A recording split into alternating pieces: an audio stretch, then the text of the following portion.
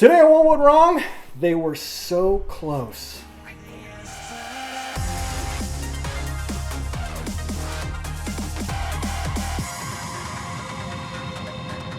Hi, I'm Brett Mauser, and I made over 45 feature films, and some have been sequels, some have been all taking place in the same universe, and then there's the things that make up the Serial Rabbit franchise, which yet they are sequels, but somehow weirdly not sequels, yet also sequels at the same time. We're not actually going to try to put those into any kind of logical category of any type whatsoever, because seriously, cue the part where I'm talking about what the rabbit actually is.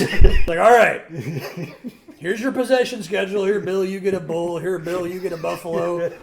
Joe, you get a wild stag in the... Oh, that's pretty cool. You get a bunny rabbit outfit. I'm sorry, what? I get a bunny rabbit? No. A bunny rabbit outfit. Today, we've talked about sequels before, but I want to fine tune that down this time to kind of talk about when a sequel ruins the original. You know, and that being the case, I mean, could you imagine a sequel to Casablanca? You know, I mean, you have a movie that just ends perfectly, and as depressing or as sad as it may be, or as uplifting and joyful as it may be. Hopeful, actually, is how I looked at it. Yeah, when they create the sequel, it just throws it all away. Yeah. Now, that's not to say that all sequels are bad, but there's got to be such a tough topic, because you can't just slam a label on it that says, it's just a money grab, because any kind of movie is going to be a money grab. The original was a money grab. They were trying to make a profit. They were trying to make money. It being show business, everyone's after money for the most part. I mean, in the end, the Indiana Jones trilogy. That's it. It's a trilogy to me. I as the film goer can opt out of any of the other films. Yeah. I can say after Alien 2. There was no 3 or 4 or anything like that. So to say, even when you call something as canon in Star Trek or Star Wars, that's still not necessarily gospel, so to speak. Yeah, I mean, you can even look at if you're going to say a sequel or something that comes after ruins what comes before. Let's talk about Doctor Who recently, where you've got the 13th Doctor. Who and Chris Chibnall, who, I mean, not even quite literally, I mean quite actually, specifically wrote an episode where they said, the 13th Doctor and all that stuff, doesn't matter. And so they basically unraveled the canon that is Doctor Who, which is why they've lost everything. I mean, the BBC is basically out of money.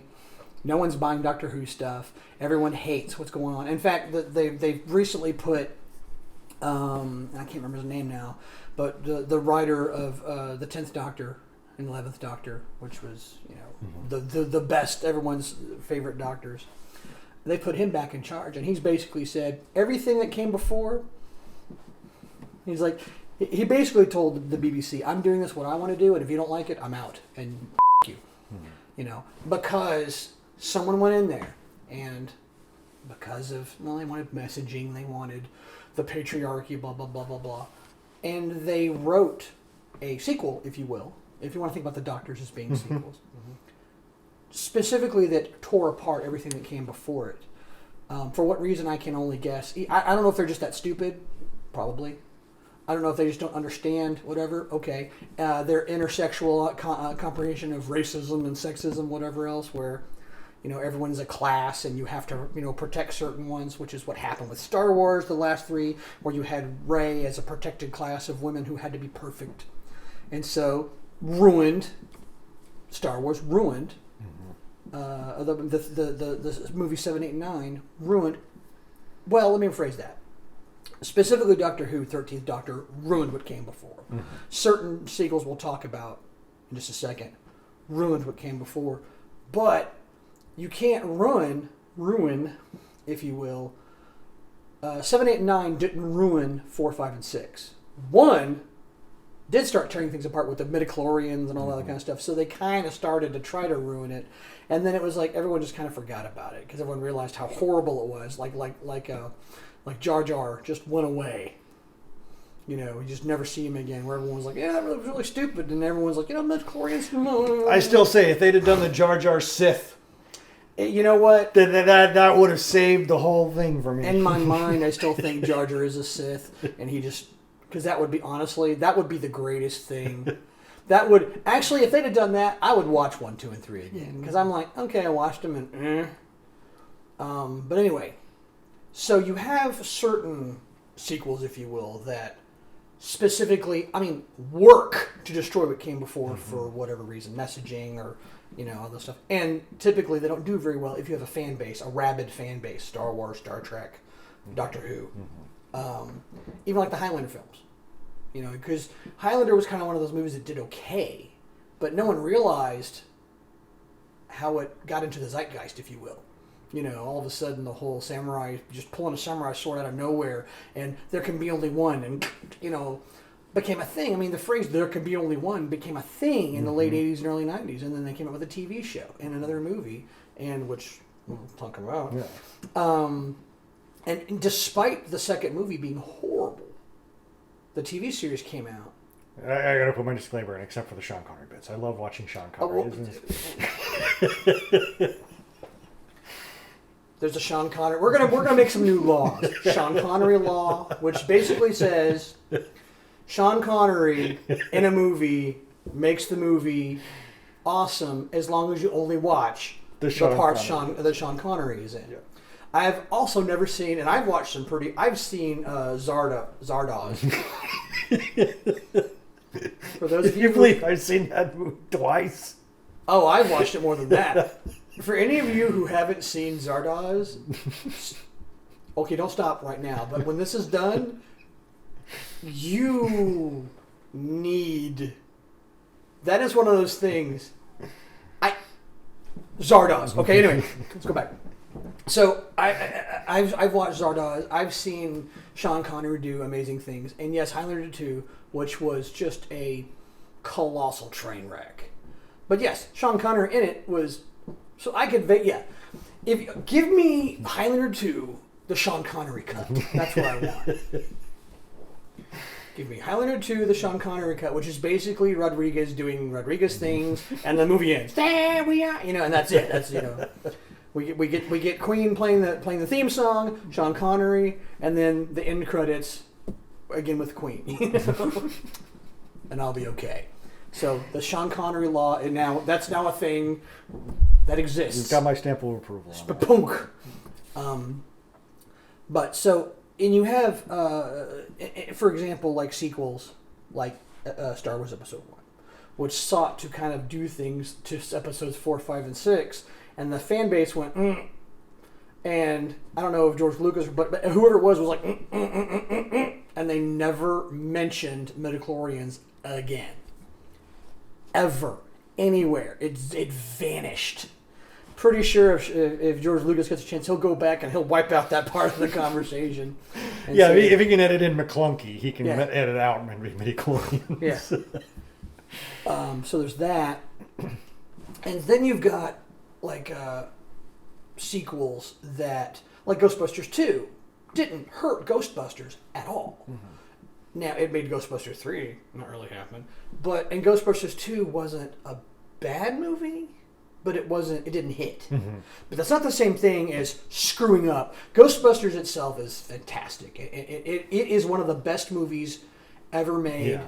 It's the writing was tight, the acting was tight.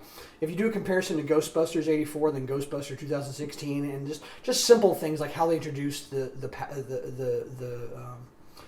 nuclear accelerator. Yeah. Just how they introduced that. Two completely different scenes. One is tight and quick and beautiful. The other one is just a train. Yeah, one is character based, which is all Ghostbusters is. It's all about the characters. In the other one, in the other one, it's just about laughs, and it's for the laughs. The attempts at laughs. It's for the attempts at laughs, yeah. and I'm not saying that the girls in Ghostbusters weren't funny. But they weren't funny. Okay? They can be funny. I've seen all of them be, make me go, But in that, they did not. And nothing they did was funny, and nothing they did was interesting. And so, in that case, Ghostbusters 2016 destroyed itself, but it did absolutely nothing to Ghostbusters or Ghostbusters 2. Well, on the other side, Ghostbusters Afterlife didn't improve or didn't build upon the original, but at least I didn't feel like it betrayed the original. If anything, it paid too much fan service to it, but it didn't. It was a nice little capstone to it. Right. It didn't. I didn't need it. I don't need another one. No. But it didn't make me repulsed at the original. I didn't hate it. Yeah. Yeah. Ghostbusters Afterlife was almost like, if I had to guess what it was, if I had to put it into a category, I would say it was a movie that tried to apologize for 2016, but also kind of get the younger crowd into Ghostbusters, who may or may not know Ghostbusters. And the kids are going to watch this movie, Ghostbusters Afterlife, and go, oh, it's got kids in it, blah, blah, blah, blah, blah. And they'll watch it and go, that was pretty cool, but who are these characters? Who are these people? Oh, Ghostbusters 84. Let's go check that out. And bang, a new fan base is born. Yeah. I'm okay with that. Well, that's another off road a little bit here, but just to jump into the diversity issue is that's how you can do diversity right. Look at Ghostbusters Afterlife. I never sat there and thought I was being preached about. Oh, here's an Asian dude. Here's a black dude. Here's this. Here's that. Here's this. There wasn't anything like that. No. They just happened to be those ethnicities. And so then you can have your diversity if you want, because the whole point of diversity isn't to preach diversity. Right. It's to be diverse. Make it natural. It's a natural occurring It's a natural thing, Instead of a great movie and having the diversity as an element, now you have a product of diversity with the movie or the franchise as the element. Right. And it's just, now the franchise is just paint on top of this message. Right. That's how a good sequel is supposed to be, where you pay the fan service, but also develop the story to go further and show something that advances what came before. Okay? Empire Strikes Back, we watch Luke's arc, because his arc ended. I'm the adventurer, I got what I wanted, I'm the hero.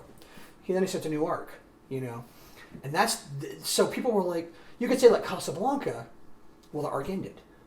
Well, how would you redo that movie? You can't go with what you had. You have to start a new arc. You have to take Rick Blaine, and now you have to move him into something else. You can no longer have Rick's American Bar. That's gone. You can't have Ilsa and Elsa. I mean, you can maybe in a way, but you can't. You have to start a new arc. Alien, ended, and that arc stopped. That's where it ended. Okay, Aliens started a new arc for her. Completely. I mean, She was home. She was safe. She was done. Game over. I'm out. And Aliens picked up and gave her a new arc, which is why it was a smashing success. Okay. The characters were great too. And that's another thing. They made the characters. A lot of them were kind of one-dimensional, but Marines. Yeah, she had to grow. She had to, she was the character that needed to grow. Yeah, comparing that to the Luke Skywalker, it was he became the hero. Yes. And then the inverse of that, he had to learn that he was not the heroic swashbuckler. He had to learn that he was supposed to be the monk. Right. The peaceful monk. Same thing, not the same thing, but the same change of arc with her. She did have to be the hero, but now she had to become the mother. She was the survivor. Then in the second one, she had to become. It was kind of just her and her cat, but she wasn't really trying to save the cat. She just happened to save the cat. Yeah. But now she's got Newt to look after, and in the end, also Hicks, because he gets severely injured saving her, saving them, and then now she has to take care of him and Bishop. Yeah. And so you had her become a different Ripley than you saw before. But still with the same heart, the same courage, the same fear, the same, I don't know what the hell I'm going to do, but then also that mom anger, which, I mean, let's be honest, everybody likes to see mom get pissed off and fuck up the the bad guy. You know, my mom's going to kick you over, you know, and so here comes mom with a frickin' pulse rifle and a flamethrower. And a nuclear reactor that's going critical here shortly. Now, an example that I'll use, and it's not so much that it kind of destroys it. It just takes away a lot of the emotional impact of it. Is Young Guns and Young Guns 2, where the first one, nice compact story, ends. There's the narration at the end that says, "Oh, this is what happened," blah blah blah blah, and this meaningful thing about the tombstone of Billy the Kid. Right. And then money grab, here we bring them all back. Oh, not all of them, but we bring back the ones that did survive the first one. Yeah. And now we've got to kind of retcon that. We're retconning this. We start off now with, you know, the first scene in the movie is Billy the Kid is an old guy, and now he's telling the story about how he survived all this. And you've kind of taken that away. To me now, I move into Crystal Skull territory, where it's like, nope, doesn't exist. That's a fan film. Yeah. So that's why I say it's such tough. This is such a tough terrain to say, oh, don't do this, don't do that. Because if you like the first one, you hate the second one, just ignore the second one. And you can just live with that. Yeah. Now there are times like, I guess probably where Doctor Who may have links, or Star Wars may have links to it, or have foretold things. I think Marvel would be a better example, where they're trying to build this universe, and they're dropping hints of this and that. So you're in these earlier movies, you're branching out. So now every time you watch this movie, you watch a Thor or a Iron Man or whatever, that they planted seeds for, say, the Eternals, and you hated the Eternals. Well, now when you watch that movie, you're seeing the seeds going, you're reminded of that stuff. And well, the problem with Eternals is, and the problem with Marvel, and one of the things they're running into, they're now trying to dig out these characters that no one's heard of, or very few people have heard of. And then they try to spin them into this universe.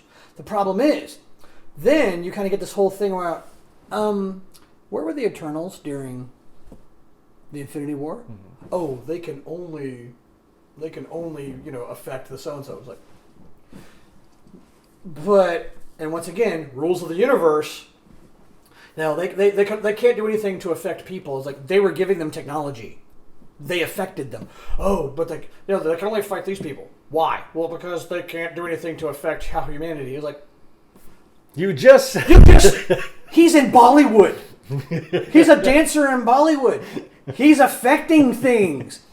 If you are going to do a thing where you stay out of the way, okay, you become Ben Kenobi in a cave somewhere, and people have heard your name, and you've come by every now and again just to say hi, or maybe get some stuff, but you don't do anything, you don't say anything, you don't interact with the world. That's how you don't affect the world. I mean, and so Eternals did that, besides the fact that it was a nonsensical mess. I mean, it was like 2.5 hours of how many tropes and themes and ideas and stuff can we jam into a 2.5 hour train wreck. I mean, they could have turned it into an 8. I mean, do like Mandalorian. It's an 8-part, series. Mm-hmm. 2 hours apiece, and then you could have told these stories, okay? And you don't necessarily need to tie it to the Infinity War. You don't really need to. I mean, you can, and yes, it's Marvel, but in the end, if I was watching an Iron Man movie, let's say, and I know that Spider-Man is in Iron Man's world, and I know Iron Man is in Spider-Man's world, but I can watch a Spider-Man movie without Iron Man and be totally okay with that. Superman, for years and years and years and years and years, was by himself in Metropolis. The only space alien, and he's a good alien. We'll talk about aliens here in a second at one point, or maybe we'll do one later on about aliens, about the alien laws. For the longest time, was the only alien anyone had ever, whatever, except for the General Zod. Mm-hmm. Okay, but he still existed on Krypton, so he totally fit in that world. I didn't need to have Batman rolling through town, to make it work. And in the Batman movies, Michael Keaton is Batman and nary Superman to be seen. Mm-hmm. So you can have these movies. Yes, you can bring them all together. And yes, as kids, we watched Super Friends on Sunday morning cartoons. We watched that. I watched that. Anybody else watch that? Well, I did. Well, and now... And so you know they were together. But then Batman movie comes out and no one's to be found. I'm okay with that. Yeah. So you don't need to jam it. But the fact that they have... And now that is a contingency of all of these movies, that they all have to be interconnected, even though they've given themselves a method that they don't need to be connected. The multiverse. Throw the Eternals in a universe that didn't have Thanos do his thing. Yeah. And then if you wanted to bring them in later, then pull them in from another universe or whatever. If the whole point of the Eternals is to keep humanity's population going, so they can so another. There's probably somebody at Disney going, "Oh, we didn't think of that." Think like that. Jesus Christ, hire that guy. It's like he says the F word way too much. Have you watched any of those shows? He'll say. The whole idea is that you've got this ability to have this. I mean, you seriously, the multiverse, it is one of the greatest but most effective cop-outs the world has ever known. I was like, I want to have the Eternals. We're going to do a 10-episode series on the Eternals. But what, what do they do? They keep humanity's population growing so they can, so the humans can then be consumed and birth new stars. And everyone's like, okay. But wouldn't Thanos snapping half of everybody out of existence really that up? Yes. So shouldn't they then fight Thanos to stop that from happening? No, they can't affect anything that would, it was like, but Thanos killing half of everybody would stop what they need from happening. They can't affect it. It's like but you can and you solve the whole problem by not connecting it. Not connecting it, or snap them into a multiverse. And people and don't even need to explain it. You don't need to explain everything. The rules of the universe. This is not the Thanos world. There's nothing in here. Thanos doesn't exist in this multiverse. Ta-da! And you're done. You're out the door. Superman, Yellow Sun. That's all you needed, right? But they haven't thought that out. Or if they have thought that out, they didn't bother to fix it. And now people are like, even if Eternals wasn't a 2.5 hour conglomerated train wreck, if it wasn't that, okay, it's still, people would still be like, why weren't they helping out with Thanos? Because and you could just say, oh, it's in a different multiverse. It doesn't exist, and people go, oh, all right. You go for money grab. I'm not saying there's anything wrong with going for money grab, but why not think it through? Yeah. Why not plan it out? I mean, if you've got to have a Young Guns sequel, and you've already told that story, then find a period of time inside of that movie, mm-hmm, and tell a story that happened within there, without having to change the, when they were on the road to Mexico. Tell the Clone Wars. What about that story? Tell the Clone Wars in between Episode 3 and Episode 4. Pay attention to your continuity and pay attention to those things, because there's the intent. Oh, we're just going to make some money and we don't have to worry about all that stuff. But if money is your goal, then wouldn't you want as much of it as you can get?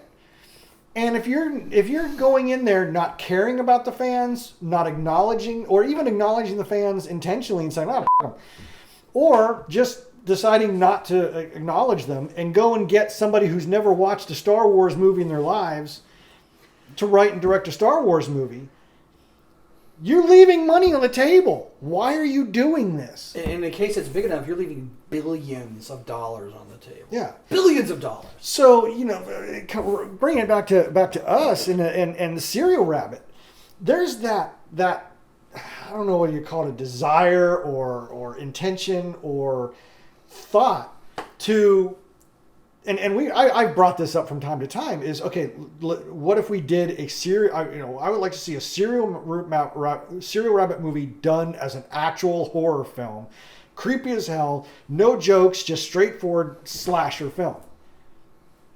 I couldn't do that. Whether or not I could actually pull it off, I don't know. But the thought of it was like, now that could be really freaky scary. That could be really, but it's at the same time kind of what they did with Evil Dead when they remade that. Where was the cheese and the camp and the Bruce Campbell? Right. It's sort of that, well, you can't have that. You can't have a serious airplane movie. Yeah. Otherwise it becomes zero hour. It's like, if you've established the rules of your universe in the airplane world, everything's bad crazy. If you've established the rules of your universe in Friday the 13th, Jason never dies. So you have these things. You can't necessarily have a Cyril Rabbit actual scary movie. I just had, and it just popped in me, unless it's a movie within the Cyril Rabbit universe. Yes. There are ways to do it, and there's always a way to do it, but you can't. You have to have. I can just already see the Cyril Rabbit in the theater. I can see him like saying, "This is great," with this thing of death, with cooking the popcorn. You can do these or things. Him doing the rant about this isn't the rules of the universe. You broke the rules of the universe. He's a suit. There's a demon possesses the suit. There's nobody in the suit at this time point. You could even have we're totally getting off the subject now. You could even do the MST3K where they're watching a Cyril Rabbit movie and they're complaining about that it's not a Cyril Rabbit movie, and then they leave and the Cyril Rabbit's like, But anyway, getting back to the subject again. I'll see how you're going to edit that out. But yeah, you can do this is your world, this is your universe, you've created it, okay? But once people start liking it, then it belongs to them, and so then you need to understand, you need to exist within the rules, because you can screw up what you've done before if you don't pay attention to what you're doing for the sequels. Okay, not just about the arcs, not just about the other stuff, but you could totally screw up what came before. Highlander 2 did it. Mm-hmm. And I had to make Highlander 3 the apology. Freaking Aliens did it with Aliens 3. Where they're like, what are you doing? It totally screwed up, Because then people watch that, now they can go back and watch Aliens 2 because they know, Hick dies, everybody dies. What is she doing? What's the point? What's the point? Doesn't matter. Everyone's going to die, And so you stop caring, Because you've gone back and you've changed the stakes, and now what comes before doesn't matter anymore. Mm-hmm. Don't do that.